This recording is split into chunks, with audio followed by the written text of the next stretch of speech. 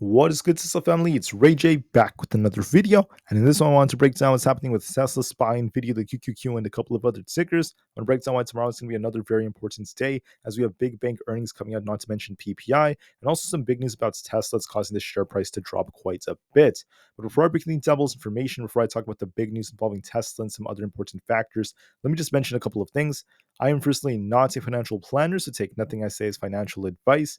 And also, if you guys can, please check out the Moomoo link, which is down below and in the description. If you sign up for Moomoo and deposit $100, you're guaranteed 5 free stocks. If you deposit $1,000, you're guaranteed 15 free stocks in total, not to mention free level 2 data with $0 of commission trading. This offer ends very soon, in just about 3 weeks from now, so check it out before they run out. Anyways, for Tesla, we saw something very, very interesting. So the whole market kind of pumped and dumped today, and then Tesla saw an even bigger move to the downside because we got some bearish news. What happened? We got CPI data. Everything was aligned with the expectations, if not better. The market pumped a little bit in the morning because of the fact that this was good data and such. But remember, this data was also priced in, and the pump was only there to grab liquidity because that's where these institutions started to short the markets. And then the market dumped. Tesla was dumping a bit, coming back down to the 260s, and then Tesla started to fall even more aggressively after we got some bearish news. Let me talk about the news about Tesla first before I break down some important data for tomorrow. So, please remember, guys, that Tesla shares are down 8% after the report that the robotaxi unveiling was delayed. This came out, and I gave you guys a more in-depth video about this a couple of hours ago. I'm not going to go into the full details. I just want to mention that Musk initially said that the robotaxi event is going to be on August 8th. Tesla was very committed to this, but now Bloomberg is saying that the event's been pushed to October. Let me just note that mainstream media is screaming about this, but I haven't seen this being confirmed by Elon Musk on his Twitter page or even Elon Musk himself. I've been looking through his Twitter page. I haven't really seen Musk say anything about this. And then also, I haven't heard Tesla actually confirm this according to CNBC, but mainstream news articles, especially Bloomberg, are saying that this is what's going on. They claim that they have reports from Tesla's important team members who are involved in all of this. And they're saying that to basically improve the prototypes of the robotaxi, these employees need a little bit more time. The engineers need more time as well, and the event has been pushed until October. That's what Bloomberg reported. Dan Ives said that there's going to be a negative reaction for the share price initially, but he's still very bullish long term. He's still bullish overall, at least as we approach the end of the year. I feel the same way as well. But I just want to note that all these mainstream sources all over the place, whether it's Electrek, Bloomberg, CNBC, they're all screaming the same thing. Tesla has reportedly delayed the robotaxi events to October. It was supposed to be August, now it's October. This is a little bit more negative news. Now, am I scared about this? Am I worried? Not necessarily, guys. Tesla's going to dip, and that's completely fine. It was due to sell off anyways. And then on top of this, Wall Street found a reason to short Tesla to oblivion. Let them short Tesla back down. It's going to give us another good buying opportunity. I am not worried whatsoever. However, despite that, Tesla has a lot of very, very bearish momentum building because volume is doubling on Tesla. The volume is going up. We're seeing momentum building up, and we've lost some key support. So it looks very bearish from a technical standpoint, and the chart is favoring more downside from the way things are looking. Now, don't forget the daily is also looking quite bearish on Tesla. If you look at this, the daily is looking like it wants to continue to fall. We have a very, very bearish looking daily candlestick. So lots of confluences of bearish looking indicators for Tesla that suggest more downside is coming. Now, there's going to be another factor affecting the markets. I'm going to talk about that factor now before I break down SPY and all of the others. And that's going to be some more data. So I want to talk about the overall market's data before I break down these charts. I want to remind everyone that CPI came out, and as a reminder, all the data came in better than expected. This is why the market kind of pumped initially to end up dumping. Once again, there's a saying that goes, buy the rumors, sell the news. When some news is supposed to be coming out, stocks kind of like pump approaching the news, and then once news actually comes out, they end up dumping because the news is already priced in. That's what happened with CPI today. This was manipulation, and they used this to short the market. For tomorrow, we have PPI data coming out. I just want to note that because we got one of the best CPI reports we've seen in a while, at least month over month, we got the lowest reading right over here, the first negative reading. And then we also got the data that's showing that CPI is on a big downtrend. And once again, guys, I don't fully trust this data. Of course, I'm not saying that this data is objectively the truth. I'm just saying that this is what the data is being reported as. And we have to accept this data. We have to use it when it comes to our trades and such. So that's the reason why I try to be unbiased when talking about it. But the data is showing that core CPI and CPI are dipping quite a bit. And the market's liking this. The market was liking this yesterday. That's why it pumps the way it did. So right now, the market thinks there's an 80% chance the Fed cuts in September. This will also be affected by PPI. Tomorrow, before the market opens, we have PPI data coming out. We're expecting the numbers to actually show some decreases overall. We'll see how the number ends up looking. PPI is also very important because it's wholesale inflation. It's like another version of CPI from the wholesale producer side. And it's going to affect not only future CPI data, but also the Fed's policy making. That's the most important thing about PPI. So we're going to be watching this an hour before market open, not to mention the Michigan Consumer Sentiment data at 10 o'clock a.m. Eastern Standard Time, 30 minutes after open. So look for some volatility, especially before the market opens. Now, in my opinion, this data is going to most likely be decent because all the last PPIs were decent, not to mention CPI was decent. So there's a high probability it's going to be decent data. However, we have something else that's going to affect the market, which is why it's a big day. Earnings season is kicking off, guys. We have earnings season starting. Tomorrow is Friday. Before the market opens, we have JP Morgan Chase, Wells Fargo, Citigroup. The big bank earnings are starting. This is going to have a big effect on the finance sector of the stock market. What is so significant about this? Let me just make it clear: the banks are the lenders for these businesses. If the banks fall, a lot of businesses are going to crumble with them. That's the reason why you have to watch this data carefully. If the banks do really well tomorrow, the market could get a bounce and surprise everyone. If not, we could be looking for a big rug pull, so we'll just have to see how things look. I'll talk about the charts for the market in just a minute. Tesla's tumbling, it's down over 8%, but just know it's not just down that much, but also because of the volume. Volume is at 220 million. Okay, that's a double in Tesla's volume almost. And that's actually very significant because we're seeing volume coming in. We're seeing a lot of sellers being aggressive, and Wall Street found a reason to short Tesla all the way down. That's why we saw short volume kind of going up right over here. And then on top of this, Morgan Stanley still gave Tesla an overweight rating. They still believe it's going to outperform the market overall, which I still think it will, but I think it needs a little bit more time now. The price price ratio is rejecting because now Tesla's showing some weakness. So we were very strong for the last few weeks. Now we're showing a little bit of more weakness than before because of the fact that Tesla's underperforming. And because we got a rug pull because of some bad news. For seasonality, we tend to be green about 49% of the time on Fridays. We tend to see more volatility at around 11 o'clock a.m. and also during the second to last hour of the day. That's when we saw a lot of volatility too. And then besides that, there's not really a whole lot else coming out besides the same things we're seeing over and over again. So that's very, very important news for Tesla. Now, without further ado, let's focus just on the charts and kind of ignore all the external things. What on earth is going on with the market? So right now it's Tesla, okay? I'm going to make something very clear. I can't promise anything about the data. That's why some of my words will be a little bit ambiguous. But I can tell you this: from a technical standpoint, Tesla's looking bearish. It looks very bearish. High volume selling is going on. I think we're going to be testing our 50 EMA on the 4-hour time frame, which aligns to 231. So I think we're going to be dipping even lower to 231 going into tomorrow. That's the most likely possibility. If we bounce off this, we could try to rebound back up to the 245 area if we do get a bounce off that. But if we fail, if we lose 231, Tesla's going all the way down here. Let me show you where I think it's going to go. The daily 20 EMA, this 219 area. We also have a gap to fill, so that adds to our bearish thesis. This looks very bearish on the daily, so I think what's going to happen to Tesla is we kind of dip lower. We had 231. If that fails, we're going to drop even more to about 219. So I am favoring a little bit more downside as a stronger possibility. Will the big bank earnings affect us? To some extent, they definitely could affect us. So we'll see if that leads to Tesla hitting 231 and then bouncing, or if we end up losing that and just continue to fall to 219. We'll be watching to see if that ends up being the case for Tesla. Don't forget, PPI will also affect us. So we'll see if this is a trap or not. But nonetheless, I see a little bit more downside coming to Tesla. 231 should be tested soon, and we'll see if we get a bounce or not. That's looking a lot more favorable. For specific levels, okay, from where we are right now, we have 235 as our support. If that fails us, then 231 is coming. And we have resistance at 238. I favor downside a little bit more, at least for Tesla stock. How about SPY and ES? Well, these are actually a little bit more different. And the reason for that is because we're testing our 20 EMA on SPY on the 20 EMA on the 4-hour time frame. We have 555.9 as support. If we lose this after we get the big bank earnings, after PPI data, we're going to be looking for a rug pull all the way down to 552, I think. We're going to be making a big move down if we get this rug pull. If we bounce off 555.9, we're going to be coming back up to 558, 558 and then 560. So I'm in the middle with this. It really depends on what the data tells us. With the big red bar, we do favor downside just a slightly bit more, but just to be safe, watch for confirmations because I can't turn more bearish from here unless we lose this key EMA. So I have to watch and see. We do look weak, technically speaking. We'll have to watch to see if we get a bounce or not. That's going to depend on the big data coming out. So wait and see. Watch 555.9 tomorrow. If we bounce, we can turn back up. If we fail, we're going to turn more bearish. ES has a very similar, a very similar technical setup, we have resistance all the way up here around this the 4-hour 5648 area. We have support at 5600 flat.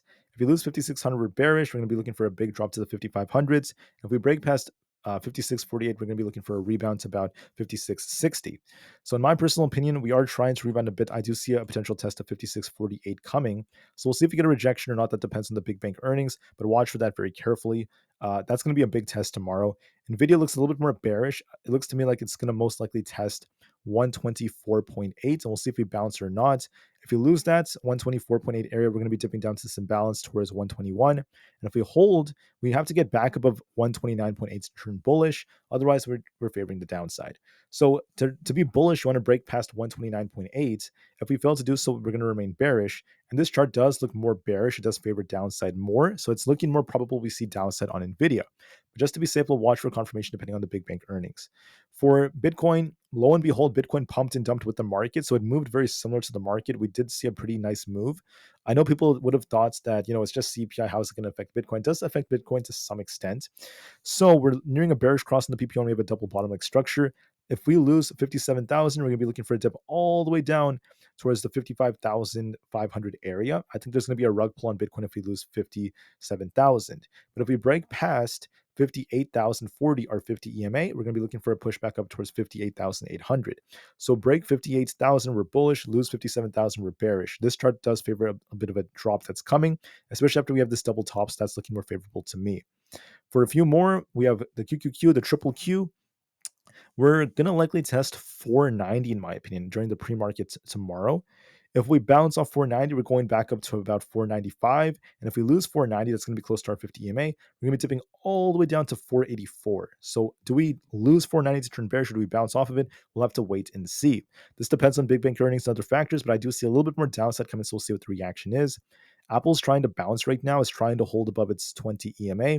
If we're successful and we hold above 227, we're going up to the 230 plus area. If we lose 227, we're going to be dipping all the way down to 221. I'll be watching to see how this ends up reacting just to be safe. For a few more, let me just double check this. We have Palantir. If Palantir loses 27.4, we're going to be tipping all the way down towards 27 flat and then eventually 26.4. If we're bullish and we hold above 27.4, we could be rebounding to 28 plus. We're kind of in the middle, but looking at this red bar, this is favoring downside. So it's kind of like has this liquidity grab here. We come down, we make a lower high, and we continue lower. That's looking more probable to me. But just to be safe, we'll see if that ends up being the case. So if we lose 27.4, look for 26.42 next. It does look a little bit more bearish. Once again, about Tesla, guys, technicals do look more bearish. It's going to likely test 231, so we'll see if we bounce or not. But it's going to dip a little bit more, most likely, and we'll see what the move is depending on the data. Just want to call that out one more time. For Supermicro, we're downtrending. We had a high here, came down, lower high, lower low, lower high, lower low. So it could pop a little bit. We might try to get close to 900, then reject and come back down to about 867. That looks like the most favorable move. If we break past 900, we could turn back to bullish. If we lose 867, we're bearish. This favors a pop and drop and a move back down to 867. For Rivian, we're on a bit of an uptrend right here. We have 17 as resistance, okay? If we break past 17, we're going all the way up to about 17.8. If we reject off 17, we're coming back down to about 15.8. In my personal opinion, I think it's going to touch 17, maybe come back down to 15.8 because 17 is a very, very tough resistance. I'll be watching to see if that ends up being the case. For so far, we're going to be testing our 200 EMA at 6.8. If we break 6.8, we're going to be pushing all the way up towards 7. If you reject, we're going to be tipping all the way down towards 6.5. My gut's telling me this is going to be a big test, and I can't promise anything about SoFi, guys. It depends on the big bank earnings, but it looks like it wants to break out higher. It does look a little bit more bullish. We'll see if the big bank earnings cause a bounce or not, but I am seeing potential in SoFi. For the IWM Russell 2000, the IWM is on fire. The Russell is on fire. It looks like it wants to go up to 212.5 in my opinion. Looks bullish to me. This is favoring upside unlike the overall market, so it's building some strength. For AMD, we have resistance currently around this 184 area, and we have support at 177. This chart's favoring a test of 177, and we'll see if we bounce or not. We'll look for a little dip and see if we get a bounce. For ARM, we're looking a little bit more bearish. I'm going to be looking at 171.5 as support and then 178 as resistance. I think 171 is going to be tested. If we lose this, we're going to be looking for a bigger dip towards 165. Looking a little bit more bearish, but we'll see how we react to 171. So I do see a little bit more downside coming. Just to be safe, I'll watch and see what kind of reaction we get off of that. So watch for that just for confirmation. Let me just double check this. Coinbase is looking a little bit more bearish, may pop to about 217, then dip lower towards about 212. The trend is bearish as we're making lower highs and lower lows. To be bullish, you want to break past 223. As of right now, we're below that. We had a nice liquidity grab, so it's favoring this rejection move back here for a move back down to 212. For Amazon, we're dipping a bit. We're actually going to rebound a little bit on Amazon. I think it's going to retest 195.78. If we break through that, we're going back up to 198. If we fail, if we reject here, we're going to be coming back down towards 192. So look for a test of this yellow line right here, the 50 EMA. If we hit this and break through this, we're going up higher. If we reject here, we're going to be coming back down. This depends on the big bank earnings. It's very indecisive, so we have to wait and see. For Meta, we're looking a little bit more bearish to me. I think that this is favoring a move to 508 again, maybe even 505. So I'm seeing some weakness, especially after this big red bar right here. So this favors downside a little bit more as we're below our EMAs. Microsoft is going to do the same thing as Amazon. It's going to be retesting its 50 EMA. 456 is going to be tested. I think we're going to go a little higher to 456 tomorrow. If we break that, we're going back up to 460. If it rejects here, we're going to be coming back down. So we'll look for a test of 456 tomorrow. If we reject during the pre-market, we're going to be coming back down to 452. If we break through that, we're going up to 460. I have to wait for the test just to see because the stock is indecisive. Google is barely, Alphabet is barely holding 187. It's kind of funny. We're barely holding our 50 EMA. So it does look kind of weak from a technical standpoint considering that, but I'm not going to promise anything. We just have to see if we lose this or not. Lose 187, we're going to be tipping all the way down to 185. Hold this, and we're going to be rebounding to about 189. We look a little bit more bearish, so we'll see how things end up developing from here, but just know that there is some weakness. GameStop is forming a double bottom-like structure. I know a lot of retail are interested in this. I think that we could be pushing for 26. If we break through that, we're bullish. If we fail to do so, we're just going to consolidate. But I'm seeing some life. I think 26 is going to be tested tomorrow. We may even try to break through that. I see some potential in GME. AMC is going to likely consolidate. We have 5.24 as resistance and 5.1 as support. I'm going to be looking for some consolidation tomorrow. We have this little liquidity grab, so maybe it consolidates and dips a little bit.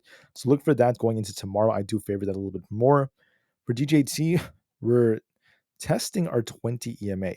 If you reject off 30, we're going to be tipping all the way down to 27. If we break past 30, we're going up to 32. So look for a big test tomorrow. I'm a little bit concerned, and I think that their bank earnings may affect this, especially as this is involved in commercial services. So we'll see. I mean, I think that it's been rejecting off its 20 EMA many times. So I'm going to be watching to see if you reject off resistance or not. We're literally at resistance right now at 30, guys. So we have to wait and see what the move is.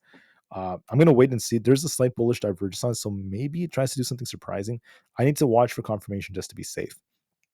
The VIX on the 4 hour is going to be testing its 13.15 area. I think it's going to be a test of our 200 EMA.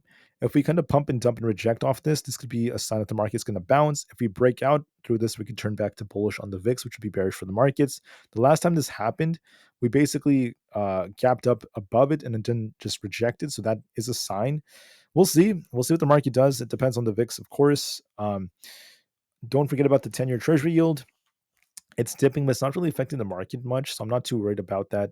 The dollar looks like it could try to bounce here. It's showing some life. If it breaks past 104.6, 104.8 is coming. That could be a bearish signal for the market, so the dollar is showing some life that it wants to bounce. This suggests that there could be more downside for the markets.